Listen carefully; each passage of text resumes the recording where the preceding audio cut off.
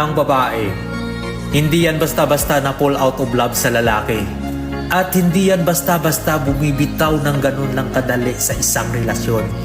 Dahil hanggat mahal ka niyan, kahit pagod na yan, ilalaban at ilalaban ka niyan hanggang dulo.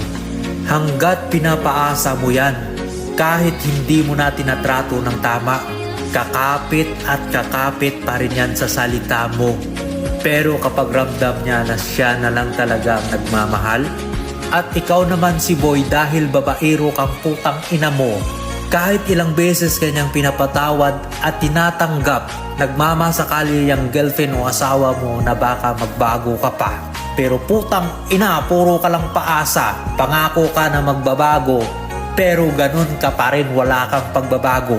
Binigyan ka na ng unlimited na another chance, magmamakaawa ka pa sa kanya, luluhod-luhod ka pa sa kanya na patawarin mo na ako, hindi na mauulit.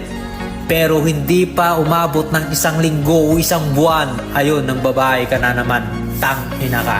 At kapag ang babae dumating na sa punto ng buhay niya na natuto na siya sa kanyang pagkakamali sa'yo, naging manhid na rin ang puso, isip at damdamin niya. At nilakasan niya na lang ang loob niya na mag-let go sa yung putang ina ka.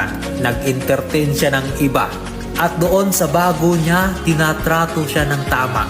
Pinahalagahan siya, binigyan siya ng oras, nirespeto siya, nilaanan siya ng bago niya ng atensyon at buong pagmamahal. At bigla na rin nagbago ang pananaw niya sa buhay. Hindi na siya nangungulit sa'yo, hindi na siya nagmamakaawa sa'yo, hindi na siya umiiyak araw-araw sa'yo, hindi na siya nagbibeg ng atensyon, tapos ikaw na tong bobo. Piling biktima ka na, nagloko yung girl, naghanap ng iba.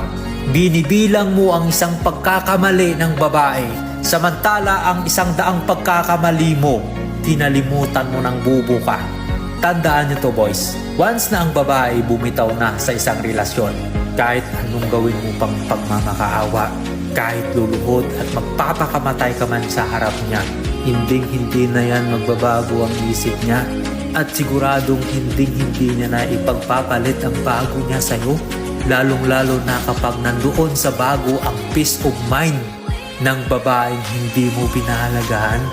At ito pa ang tandaan nyo, ang babae hindi yan bibitaw sa isang relasyon dahil lang sa wala kang oras, dahil lang sa hindi mo tinatrato ng tama, at dahil lang sa babaero o manluloko ka.